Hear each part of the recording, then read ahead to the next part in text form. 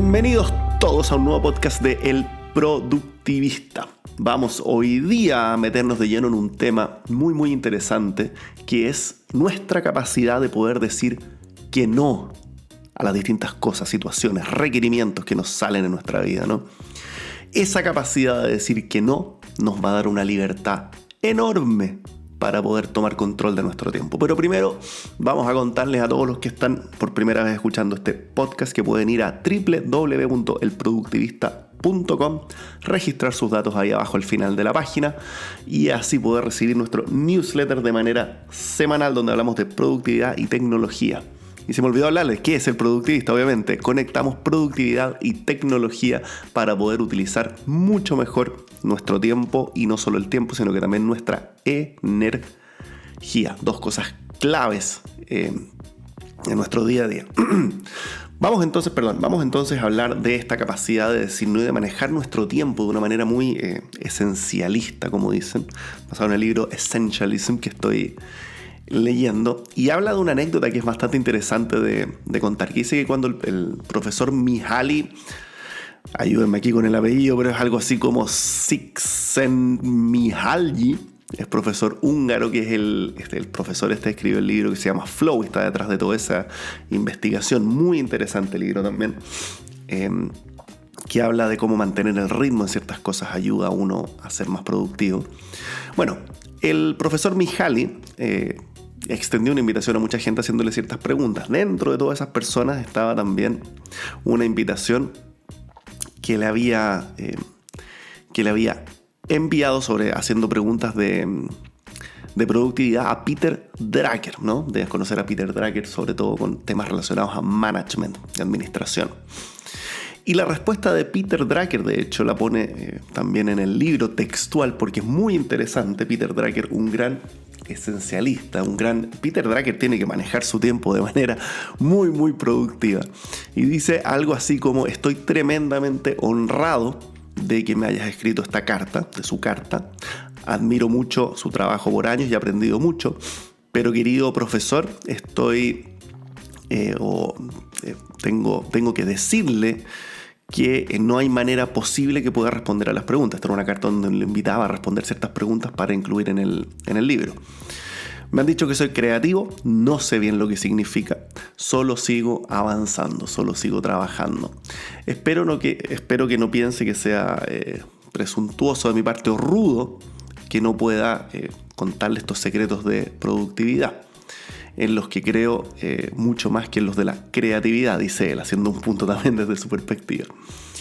Y creo que mi gran secreto es tener un muy gran basurero a mi lado, donde tomo todas las invitaciones como la suya, ya sean en productividad o otras cosas, y las boto ahí. Tengo que dedicar mi tiempo lo más que pueda a avanzar en lo que Dios me puso. Bueno, él obviamente habla de un mandato de Dios, pero lo que Dios me ha dicho o me ha puesto para hacer y hacerlo bien. Es increíble cómo me imagino que es verdad esta carta, porque sale de hecho publicada en el libro y desde los dos lados, el foco que uno tiene que tener para decir que no a tantas de estas pequeñas cosas, invitaciones, cosas que pueden ser de alguna manera desde afuera muy atractivas, pero tener esa claridad de que uno sabe lo que está haciendo, sabe por qué lo está haciendo, y tener un foco casi de sniper, ¿no? en los puntos en los que uno va avanzando. Y hay un par aquí de recomendaciones que dicen ¿cómo decimos que no? ¿Cómo hacemos más fácil esto de decir que no? Porque socialmente estamos conectados de alguna manera en que es mucho más fácil decir que sí. Y dentro de las recomendaciones que se dan, la primera y la que a mí me hace más eco es separar la decisión de la relación. El decir que no implica decirle que no a la relación ni a la persona, significa decirle que no al agendamiento de esta reunión, de esta calendarización, de lo que sea, digamos. Entonces, tú no estás negando la relación, sino que estás solo negando este momento de reunirte. Ese es como el primer tema, no es un no a la persona, no es algo personal, ¿cierto? tendemos a tomar estas cosas como personales. Si digo que no, estoy rechazando a la persona propiamente tal. Eso es falso. Está rechazando la situación en particular, por lo tanto es importante separarlo. Segundo, hay muchas maneras también de decir que no, y puedes decir que no sin usar la palabra que no, ¿cierto? Estoy, como decíamos antes en la carta de Peter Drucker, de que estoy agradecido de la invitación, etcétera, pero no puedo utilizar o no tengo el tiempo, o tengo que hacer otras cosas, más allá que de negar, estoy sobrecomprometido, etcétera. Explicar de otras maneras sin decir que no. Adicionalmente, también es importante focalizarse en el trade-off que hay entre decir sí y decir que no, y pensar muy bien que si estamos diciendo que sí, ¿a qué estamos diciendo que sí? ¿Y qué vamos a dejar de hacer? Porque si digo que sí a un evento de la oficina que tengo que ir después de las horas de trabajo, estoy diciendo que no a lo que iba a hacer a esa hora. Por ejemplo, estar con mi familia, estar con mi hija, qué sé yo. Entonces, si yo soy muy claro en a qué le estoy diciendo que no al momento de decir ese sí, puedo dimensionar mucho mejor mis oportunidades y mi costo alternativo, mi trade-off. Bueno, recuérdate también, dicen, que todos están vendiendo algo, vendiendo en un sentido bien amplio de la palabra, pero todos están intercambiando mi tiempo, en este caso, que me están invitando a hacer algo, una reunión, a participar en una reunión, conversación, etcétera, para venderme, entre comillas, una idea, un punto de vista, una opinión a cambio de mi tiempo.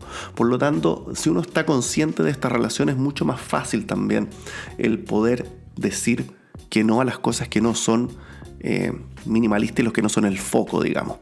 Y finalmente, haz la paz contigo mismo de que al decir que no, uno está haciendo un intercambio de popularidad por respeto. La gente que dice que no y la gente que es más difícil al final de conseguir y tener al lado de uno, bueno, uno tiene un respeto mucho mayor porque esa gente está focalizada en hacer que las cosas pasen para ellos. Y de hecho aquí hay un ejemplo del diseñador Paul Rand, que cuando Steve Jobs salió de Apple y empezó su compañía Next, le preguntó a Paul, que había trabajado con IBM, UPS, Enron, Westinghouse y otras grandes empresas como diseñador, le pidió que si podía diseñar el logo de su próxima compañía, que era Next, y que si le podía por favor traer algunas opciones. Él quería ver obviamente opciones y decidir cuál era la mejor. Y Paul Rand en este caso le dijo no. Decirle que no a Steve Jobs debe ser muy, muy difícil. Y le dijo, no, yo voy a resolver tu problema y tú me vas a pagar. Y tú no tienes que usar la solución si es que no quieres. Si tú quieres opciones, anda a hablar con otras personas. Pero yo voy a resolver tu problema de la mejor manera que yo conozco. Y si la usas o no, es decisión tuya. Y esto obviamente le encantó a Steve Jobs. Fue el logo que finalmente terminaron usando. No sé si recuerdas el logo de Next. Bastante interesante y destacable. Y nada, esa es una de las miradas de por qué en estos casos el decir no y el mirar la vida de una manera mucho más esencialista, de destacar las pocas cosas en las que queremos focalizarnos, implica el decir que no a un montón de cosas triviales y totalmente innecesarias. Bueno, espero que te haya servido este capítulo. Espero que también empecemos a utilizar el decir no más y más para decir que sí a las pocas e importantes cosas que tenemos adelante. Regístrate al productivista.com y nos vemos en un siguiente episodio.